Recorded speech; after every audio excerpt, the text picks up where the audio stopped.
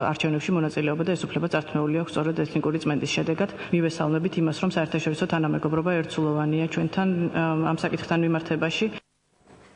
დღეს დიაბეტის საერთაშორისო დღეა. დიაბეტის კვლევის ეროვნულმა ცენტრმა აკადემიური კლინიკა დიაკორ 75 გახსნა. ახალი სამკურნალო ცენტრი თბილისის მერმა დაათვალიერა და იქ მყოფ ექიმებს გაესაუბრა.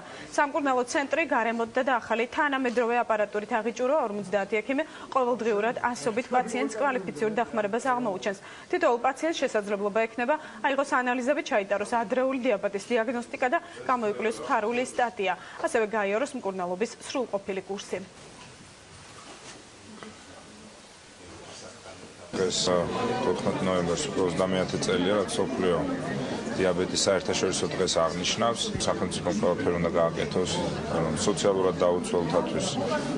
სამედიცინო დახმარება იყოს ხელმისაწვდომი და იცით, რომ 100,000 ქულამდე თბილისელები დაზღვეულები არიან, აქედან 70-დან 100-მდე სწორედ თბილისის მერიის მიერ. ეხლა გაისიდან შემოდის ასევე პენსიონერების დაზღვევა და რაც თავარია, გეგმაზომიერად მიმდინარეობს რეაბილიტაცია ყველა სამედიცინო დაწესებულებების, რომლებიც უნდა დარჩენ სამედიცინო დაწესებულებებად.